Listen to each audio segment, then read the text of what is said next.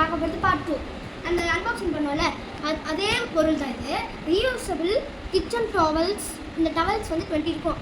100 டைம்ஸ்க்கு வேறு யூஸ் பண்ணலாம். வாஷ் பண்ணி இதை புல் பண்ணணும், வைப் பண்ணணும், ரின்ஸ் பண்ணணும். அதாவது புளிஞ்சி இந்த மாதிரி ரீயூஸ் பண்ணணும். இப்போ திறந்து ஒன்று எடுத்து பார்க்கணும். இப்போ எடுத்து பார்த்தேன்.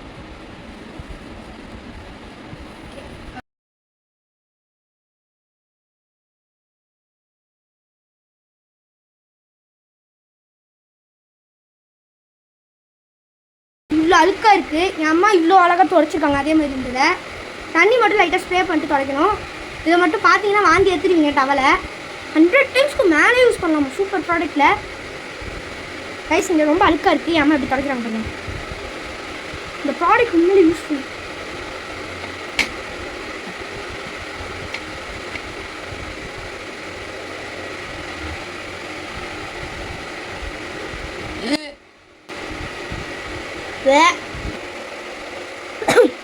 கைஸ் பிஞ்சிருமோன்னு பயமாக இருக்குது.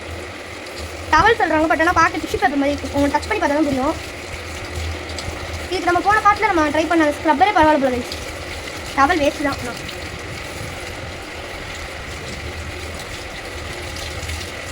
ப்ராடக்டில் டீயோ காஃபியோ இல்லை இந்த மாதிரி தண்ணி கொட்டிடுச்சுன்னா எப்படி தொடக்கணும்னு நான் காமிக்கிறேன்.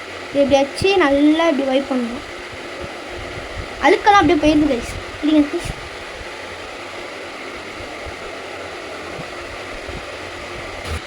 கைஸ் பார்க்க டிஷ்யூ பேப்பர் மாதிரி இருந்துச்சு. ஆனால் டவல்ன்றது கேட்குது கழுவிட்டதுக்கப்புறம் கழுவுனதுக்கப்புறம் இப்படி இருக்குது. இப்போ நீங்கள் பால்கனிக்கு இல்லை மொட்டை மாடியில் வந்துட்டு சும்மா இதை வச்சு இப்படி போடுறதா அளவுக்கு காய போட்டு அடுத்து திருப்பி எடுத்து தண்ணி ஸ்ப்ரே பண்ணிட்டு வைப் பண்ணிட்டு கழுவிட்டு திருப்பி எடுத்து காய்க்கணும். அந்த மாதிரி நீங்கள் பண்ணிக்கோங்க. வேணா லைக் பண்ணுங்கள், சப்ஸ்கிரைப் பண்ணுங்கள், ஷேர் பண்ணுங்கள். பாய். தூரம் முடிச்சு.